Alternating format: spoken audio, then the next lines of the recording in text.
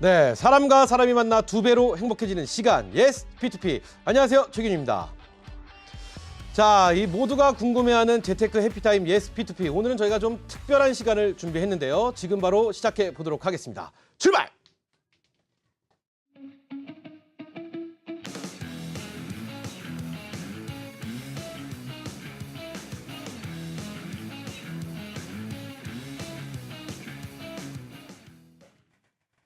P2P 금융 가이드라인 시행이 일주일 앞으로 다가왔습니다. 이와 관련해 P2P 금융 투자 핫 이슈 살펴보겠습니다. P2P 금융업계가 오는 29일 시행되는 P2P 대출 가이드라인에 대응을 준비하고 있습니다. 가이드라인은 투자금 분리와 개인 투자 한도 연 최대 1,000만 원 제한을 골자로 하고 있는데요. 업계는 투자금 분리를 위해 시중은행과 업무 협약을 맺고 개인 투자자 1,000만 원 한도에 대응하기 위해 법인과 기관 투자자를 유치하는 데 집중하고 있습니다. P2P 가이드라인을 통해 개인 투자 한도가 연간 최대 1,000만 원으로 제한됩니다. 개인과 달리 법인 투자에는 제한이 없기 때문에 고액 투자자들은 법인 설립을 통해 우회 투자를 준비하고 있습니다. 이를 통해 법인 설립을 통한 고액의 우회 투자가 가능해지면 가이드라인이 무용지물이 될 수 있다는 우려도 제기되고 있습니다.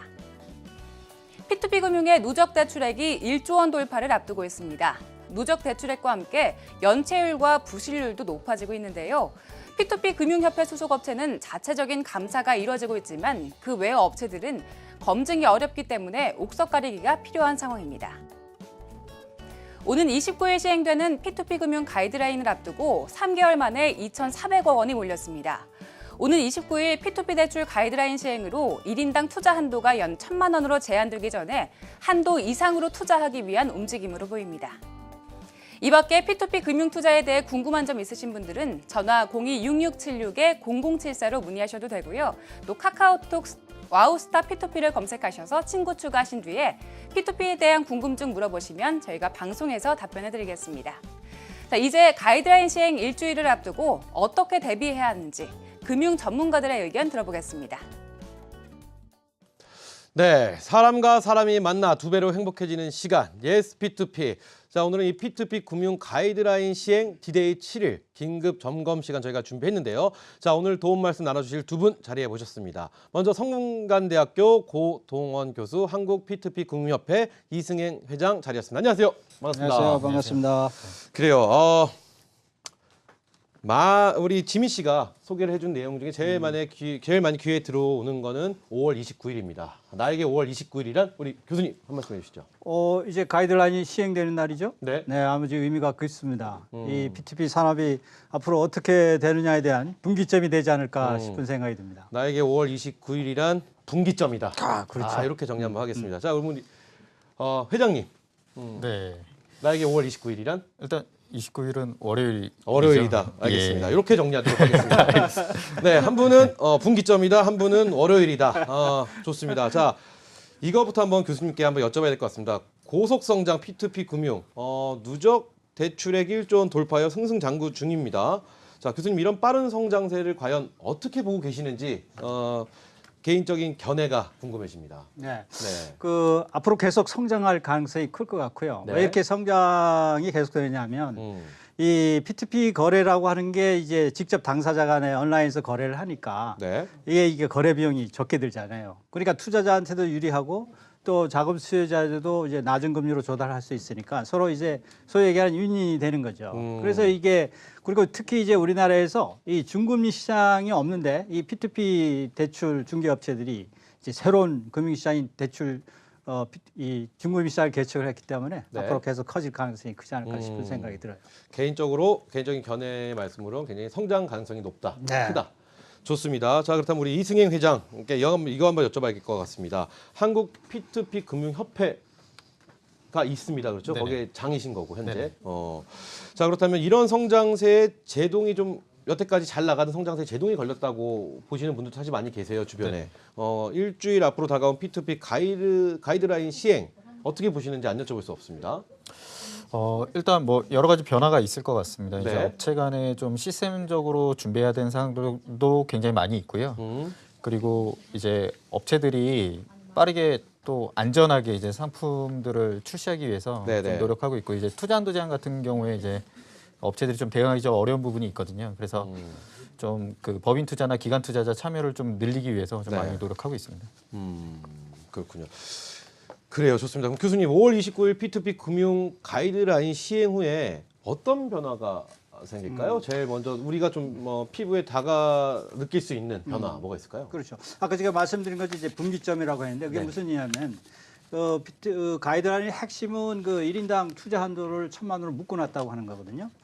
그럼 지금 보면 되게 이제 1,000만 원 이상 투자하는 사람들이 많은데 네. 이게 1,000만 원에 걸리면 아무래도 투자 자금이 많이 안 몰리게 되는 그런 자금 공급 측면에서 좀 문제가 있기 때문에 그러면 네. 조금 업계가 좀 유축이 되지 않을까 그런 이제 생각이 들거든요. 대신에 이제 장점은 여러 가지 투자자 보호를 위한 장치를 만들었기 때문에 이제 네. 그런 면에서는 좀 유리한 점이지만 투자 한도 이런 측면에서는 불리한 점이 있기 때문에 약간은 좀 과도기를 겪지 않을까 그런 예상은 들어요. 그러면 교수님이 보시기엔 지금 앞으로는 약간의 과도기를 겪지 않을까라고 말씀해 주셨는데 네. 그러면 교수님의 생각으로는 앞으로는 이런 게 좀 풀릴 것 같다고 예상하시나요? 그렇죠. 이제 풀릴 이게 가능성이 이제 가이드라인 시행이 되면서 점차 이 산업이 정착이 되고 특히 이제 이게 법제가 정비가 돼야 이 산업이 크게 또 꾸준히 성장할 수 있는데 지금 법제 마련이 준비 중이거든요. 네. 이제 그러면 이제 거기서 투자 한도도 일정 부분 이제 높이고 또 투자자 보호 또 자금 소유자의 보호 이런 여러 가지 제도적 장비가 갖춰지면 이 산업이 안정적으로 되어서 성장이 계속될 가능성이 크다고 저는 생각이 들어요.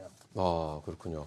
자, 그렇다면 우리 회장님께 우리 이승행 회장님께 이거 한번 여쭤봐야 될 것 같습니다. 투자금 별도 관리, 이 P2P 업체들 이 사업 재정비가 필요한 상황이 아닐까 이렇게 생각이 드는데 업체들의 동향 어떻게 보시나요? 일단 이번 가이드라인의 핵심 내용 중에 하나가 네. 제 공신력 있는 3자가 투자 예치금을 예치 또는 신탁으로 이제 관리한다라는 게 이제 포함되어 있습니다. 그래서 사실 저희 제가 운영하고 있는 미드레이트를 비롯해서 여러 협회 회원사들이 사실 작년 10월부터 이거를 시스템을 준비하기 위해서 굉장히 노력을 많이 했습니다. 그래서 각 금융기관들과 이제 시스템도 개발을 하고 네. 이제 연동하는 작업을 지금 진행하고 있는데 네. NH농협은행, 신한은행, 전북은행 쪽에서 이제 서비스를 제공하기 시작했고요. 근데 이 서비스가 단순히 이제 금융기관에서 이제 바로 만들어서 시행된 게 아니라 그 P2P 업체들과 협업을 해가지고 다양한 모델을 만들어낸 거거든요. 네, 그래서 네.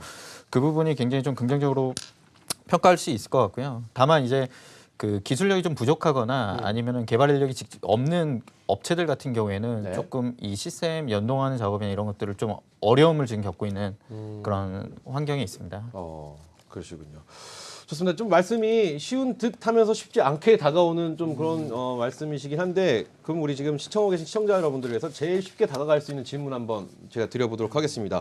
개인 투자자가 연간 건당 500만 원 그리고 한 업체당 1,000만 원의 투자 제한 이 개인 투자자들에게는 과연 어떤 영향을 미칠지 여쭤보기 전에 이 금액에 대한 좀 자세한 소개부터 해주시면 도움이 될 것 같습니다. 네, 일단 그 동일 차입자당 500만 원으로 제한이 되어 있고요. 네네. 그다음에 연간 1,000만 원이라고 표시는 돼 있는데 실질적으로는 그 투자 잔액이 이제 1,000만 원으로 제한이 됐습니다. 그래서 1,000만 원 투자하신 고객은 1,000만 원 중에 일부라도 상환이 되면 그만큼 이제 포션이 열리는 거고요. 네. 그래서 그 금융당국 입장은 익스포저를 1,000만 원으로 갖고 가겠다라는 이제 관점이기 때문에 매년 이제 1,000만 원이 늘어나는 게 아니고 네. 이제 1,000만 원 제한으로 이제 투자를 할 수 있다 이런 관점을 보시면 되고요. 그러면 제가 만약에 투자를 한다고 한다면 연간 건당 500이면은 네네. 그러면 한 회사에 제가 투자할 수 있는 금액이 최대 500이라는 얘기인 거죠? 그런 건 아니고요. 네. 그러니까 이제 동일 차입자, 그러니까 네네네. 차입자당 500만 원까지 들 수 있습니다. 그러니까 음. 상품당 어떻게 보면 이제 500만 원을 볼 수 있는데 네네. 그렇게 하고 한 업체당 이제 1,000만 원으로 투자할 수 있다. 그 라고 이상의 볼수 투자는 더 이상 될 수가 없는 거고요. 예, 근데 이제 그 소득 요건 구비자 같은 경우에는 네. 동일 차입자당 2,000만 원, 한 업체당 4,000만 원까지 열립니다. 그 소득 요건 구비자는 금융자산 소득이 2,000만 원 이상, 그다음에 연봉이 1억 원 이상일 경우에 증빙을 통해서 더 투자를 할 수 있습니다. 투자를 할 수도 있고. 예, 예. 자, 그렇다면 이게 개인 투자자분들에게는 과연 어떤 영향을 미칠지 안 여쭤볼 수가 없습니다. 네. 일단 정부가 이제 과도하게 개인 투자에 대한 자유를 침해한다는 점에 있어서 조금 불합리한 규제인 것 같은 생각들을 이제 많이 갖고 계시고요. 네. 근데 이제 기존에 사실 이 P2P 금융이라는 게 그 사실 고액 자산가들의 그런 투자 상품들을 그 개인들도 그 소액으로도 투자할 수 있는 그런 여건들이 많이 열렸거든요. 네. 근데 아까 말씀드렸지만 개인 투자 한도 일반 개인일 경우에는 이제 1,000만 원을 제한이 됐고 오히려 이제 자산이 많은 사람들은 더 투자할 수 있는 그 결국엔 그런 차별이 계속 존재하게끔 규제가 이제 이루어져서 네. 그런 부분들이 좀 해소돼야 되지 않을까 생각을 하고요. 이제 그 금융 투자 상품에 이제 투자 금액 제한을 걸음으로써 좀 어려웠던 사례가 있거든요. 네. 특히 이제 최근에 이제 법안이 만들어진 지분형 크라우드 펀딩 같은 경우에 개인 투자 한도가 과하게 이제 마련이 되면서 좀 업체들이 투자자들을 모집하기 좀 어려운 상황이 됐습니다. 그래서 네. 저희 P2P 업권도 그렇게 되지 않을까 굉장히 우려를 많이 하고 있습니다. 그렇다면 우리 그 지금 시청하시는 시청자분들이 P2P에 대한 정보를 가장 쉽게 얻을 수 있는 걸 일단 저희 프로그램이 1번입니다. 그렇죠? 그리고 저희 이제 홈페이지 들어오셔서 많이들 문의를 하고 계시는데 좀 이런 금액이나 가격 이런 걸 좀 쉽게 찾아볼 수 있는 어떤 내용이 정리되어 있는 사이트나 이런 게 혹시 준비가 되어 있나요? 일단 뭐 한국경제 와우 네. 홈페이지에서도 확인하실 수 있고요. 네네. 저희 협회 홈페이지에 오시면 그 협회 회원사들에 대한 정보나 이런 것들을 확인하실 수 있습니다. 좋습니다. 자, 교수님. 이 투자자 보호를 위한 당국의 입장과 또 시장 위축을 예상한 업계의 반발 그 사이에 한 중간에 있습니다. 그렇죠? 네, 그렇죠. 그 사이에서의 교수님의 견해가 또 안 궁금할 수 없습니다. 네. 제 견해는 그러니까 이게 P2P 산업이 이제 막 성장 단계에 있거든요. 네네. 그러니까 이제 규제 일변으로 가면 안 되고 이게 성장, 육성하는 쪽으로 방향을 잡아야 되거든요. 그러면 이제 투자자 보호하기 위해서 제일 쉬운 방법은 투자 금액 제한이에요. 그러나 그렇게 하면 이 산업이 커질 수 없다고 하는 게 이게 문제이거든요. 네. 그러니까 제일 중요한 거는 그 자금 수요자에 대한 신용 평가를 정확하게 하는 게 중요하거든요. 그러니까 오히려 투자자를 보호한다 그러면 그게 투자 한도 금액을 할 게 아니고 네. 어떻게 하면 이 자금 수요자인 차입자에 대한 신용 평가를 정확히 하고 또 이렇게 거짓 정보를 제공을 했을 때 뭐 형사 처벌이라든지 이런 제재 조치를 통해서 그렇게 하지 않도록 하는 그런 제도적 장치를 갖추는 게 더 중요한 거거든요. 그래야 이제 자금이 몰리면서 이 산업이 커가는데 우리 금융당국 입장은 제일 쉬운 투자자 한도, 투자 보호 한도가 제일 쉬운 게 투자금 한도 제한이거든요. 그러니까 너무 쉬운 생각을 한 것 같아요. 그러니까 좀 더 크게 이 산업이 성장할 수 있는 방향의 규제의 방식을 택해야 되는데 그렇죠. 이제 가이드라인이 그렇게 하고 있지 않다고 하는 게 좀 아쉬운 점인 거죠. 그러니까 투자 금액의 한도를 측정하는 것보다 어떤 좀 시스템적으로 다가가는 것이 그렇죠. 훨씬 더 효과적이다. 맞습니다. 바뀔 거라 예상됩니다. 지금 그래서 이제 국회에서 이제 법 제정을 하고 있는데 네네. 아마 이제 그 법을 제정할 때는 그런 내용이 좀 담기지 않을까 싶은 생각이 들어요. 또 우리가 이제 그런 내용들을 우리가 업계에서 계속 또 건의를 해야 되고요. 그래요. 네. 업계에서 건의도 하고 지금 국회에서 논의도 하고 있다라고 말씀해 주셨는데 그렇다면은 무엇보다 제일 좋은 거는 잘된 사례를 말씀해 주시는 게 제일 좋은 방법이 아닐까 싶습니다. 그럼 교수님 선진국들의 사례 어떤가요? 참고할 만한 어떤 P2P 금융 사례가 있다면 도움이 될 것 같습니다. 맞습니다. 그래서 그 영국이 제일 네네. 좋은 사례인데 네. 그리고 따로 이 P2P 금융은 또 영국에서 제일 출발을 먼저 했고요. 네. 2005년도에 했는데 영국은 그래서 이 P2P 금융이라고 하는 거를 하나의 이제 새로운 유형의 금융 산업으로 이렇게 인식을 하고 네. 그래서 이 하나의 금융업으로서 금융감독 당국의 감독을 받게 하고 또 투자자 보호 또 자금 수요자의 보호 이제 여러 가지 장치를 뒀거든요. 네. 그러니까 한마디로 이제 법제가 정비가 된 거죠. 그러니까 우리도 이런 가이드라인, 이 구속력이 없는 가이드라인을 할 게 아니고 네. 이제 법제를 정비를 해서 그런 신용평가 기법 또 더 나아가서는 이제 중개 운영업체들에 대한 등록제를 통해서 네. 이 시장이 이제 아주 깨끗하게 또 신뢰 있는 시장이 형성되도록 하는 게 제일 중요한 거기 때문에 우리가 영국의 사례를 많이 참조를 해서 제도 정비를 해야겠다 이런 생각이 듭니다. 그렇군요. 자, 그렇다면 한국 P2P 협회 회장으로서 지금 교수님의 말씀에 동의하시나요? 네, 일정 부분 동의를 하고 있고요. 일정 부분이라면 전체의 동의는 아니거든요. 네, 아무래도 예. 우리 회장님의 개인적인 또 견해도 한번 궁금해집니다. 네, 일단 그 P2P 금융업이 어떻게 보면 핀테크 분야 중에 가장 빠르게 성장하고 있거든요. 네. 세계적으로도 뭐 미국, 영국, 중국도 마찬가지고요. 근데 이제 해외 사례를 보면 사실 P2P 업권이 어느 정도 성장되고 나서 이런 규제들이 이제 들어가기 시작을 했습니다. 특히 이제 중국 같은 경우에는 뭐 여러 가지 사고가 있었음에도 불구하고 그 중국 당국의 이제 직접 금융 활성화나 뭐 이런 것 그런 정책들을 통해서 사실 굉장히 많이 성장했고요. 그러니까 누적 대출액으로 보면 200조가 넘는 금액이 P2P 대출로 시행이 됐습니다. 네. 근데 이제 국내 같은 경우에는 사실 성장 과정이 있네. 이제 극초기 단계인데 벌써부터 이제 좀 다른 나라보다 더 과도한 규제가 이제 들어오기 시작을 한 거거든요. 그 이유가 예. 뭘까요? 왜 우리는 네네. 아직 이 P2P 시장에서 뭔가 우리 투자자분들에게 보여드린 것도 아직 사실은 없는 그런 상황인데 왜 뭐 시작하기도 전에 규제부터 하는 것 같은 그런 느낌을 지금 받고 있는 입장이지 않습니까? 네네. 이런 이유가 뭐라고 생각하시나요? 일단 과거에 이제 여러 금융 업건들의 그런 좀 위험한 사례들이 좀 있었고요. 네. 또 이제 해외 사례들이 나오다 보니까 그거를 뭐 국내에서 이제 레슨 앤 런즈 삼아가지고 사실은 이렇게 되지 않게끔 규제를 만들어야 되는데 그것보다 이제 앞서 말씀드렸듯이 뭐 투자자의 익스포저를 1,000만 원 제한해버리면 1,000만 원 이상 피해를 안 보는 거잖아요. 그래서 그런 식으로 이제 금액으로 제한을 하는 게 손쉬운 관리 방법 중에 하나거든요. 그래서 그렇죠. 그런 방식으로 이제 접근을 하는 것 같습니다. 그러면은 앞으로의 발전 방향성을 제시해 주신다면 어떤 방법? 일단 뭐 세계 이제 다른 나라들은 네. 정보 비대칭 완화에 되게 포커스를 맞춰서 규제를 시행하고 있거든요. 네. 근데 그런 쪽으로 이제 국내도 규제 방향을 좀 잡아야 될 것 같고요. 과도하게 이제 업권을 축소하는 그런 규제가 아닌 좀 발전할 수 있는 그런 규제가 돼야 될 것 같고 네. 무엇보다도 이제 P2P 금융업이 하나의 그 금융업으로서 이제 인정받는 사실 제도화가 추진이 돼야 되는 게 가장 우선이라고 생각을 합니다. 그래서 만약에 이제 제도화가 추진하게 되면 뭐 국내 같은 경우에 기술력이 굉장히 좀 많이 발달해 있거든요. 그래서 심사 기술이나 이런 것들이 뭐 세계적으로도 뭐 뒤지지 않는다고 저희는 생각을 하고 있고요. 그래요. 그런 것들이 이제 국내에서 일단 먼저 커야 해외도 진출할 수 있는 부분이 있어서 그래요. 정부 당국의 다양한 지원이 필요하고 업권하고 함께 이제 정부가 다양한 교류를 통해서 그런 방향성을 같이 만들어가야 되는 게 맞지 않는가라고 그래요. 생각을 합니다. 그래요. 이 회장님의 말씀을 들어보니까 일정 부분이 아니라 전반적인 내용 부분이 교수님의 의견과 일치하시는 것 같다는 생각이 듭니다. 자, 그렇다면 교수님, 네. P2P 금융 산업이 이 합리적으로 자리를 잡기 위해서 제도 등 어떤 것들이 좀 필요할까요? 네. 교수님의 어떤 조언의 말씀? 네.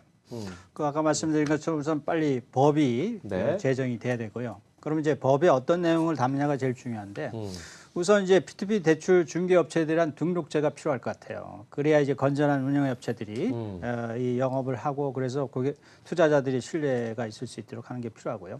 그다음에 이제 두 번째는 이 정보 제공에 대한 신뢰성을 높여야 될 거예요. 그러니까 아까 제가 잠깐 말씀드린 것처럼 이런 잠수유자들이 이제 자기의 어떤 정보를 게시판에 이제 올리는데 그게 만약에 거짓 정보를 제공했다.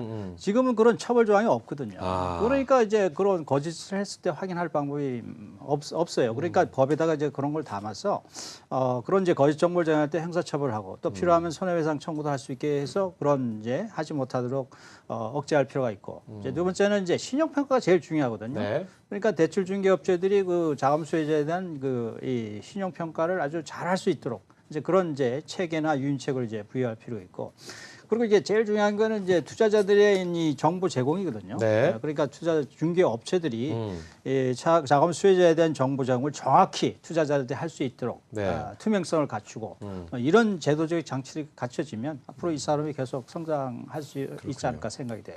그래요. 그러면은 지금 P2P 한국 P2P 협회 회장님께서 직접 나오셨으니까 이거 한번 여쭤볼게요. 지금 우리 시청하고 계신 시청자분들이 P2P에 투자를 하시는 제일 첫 번째 방법은 중개업체를 통해서 많이들 지원을 하십니다. 그렇죠. 그렇다면 이 중개업체가 예를 들어서 공인중개사 자격증처럼 네. 예를 들자면은 그런 것처럼 이걸 어떤 법적으로 정치가 되어 있는 그런 공신력 있는 그런 중개소를 만들 수는 없는 건가요? 현재로?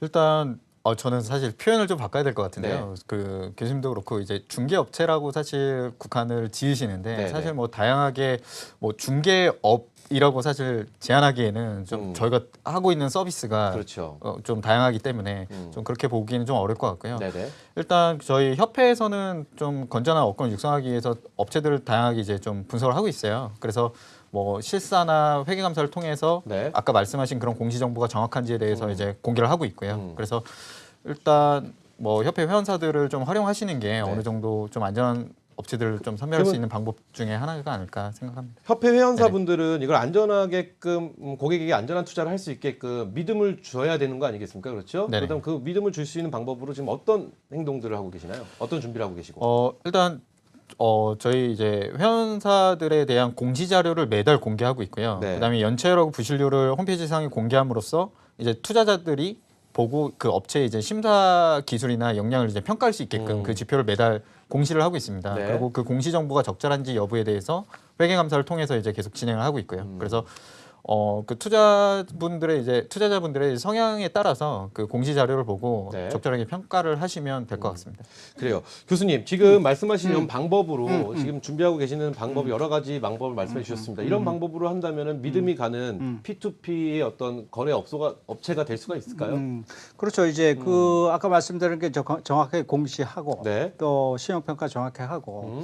근데 이제 문제는 왜 이게 규제를 해야 되냐면 네. 또 이제 중개업체들이 그런 공시라든지 정보 정이 또 정확한지를 또 제3자가 확인할 필요가 있잖아요. 그래야 정확하게 되잖아요. 그렇죠. 그러니까 결국은 그 감독기관의 감독을 받아야 된다는 얘기예요. 네, 네.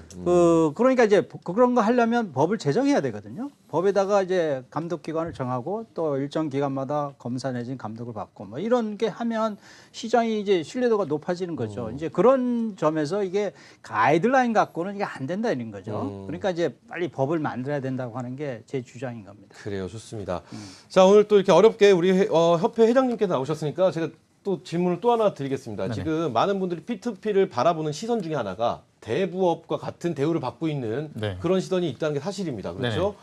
저는 개인적으로 어떤 대부업 쪽의 느낌보다는 클라우드 펀딩 쪽에 좀 더 가깝지 않나라는 네. 생각을 개인적으로 가져보는데 네.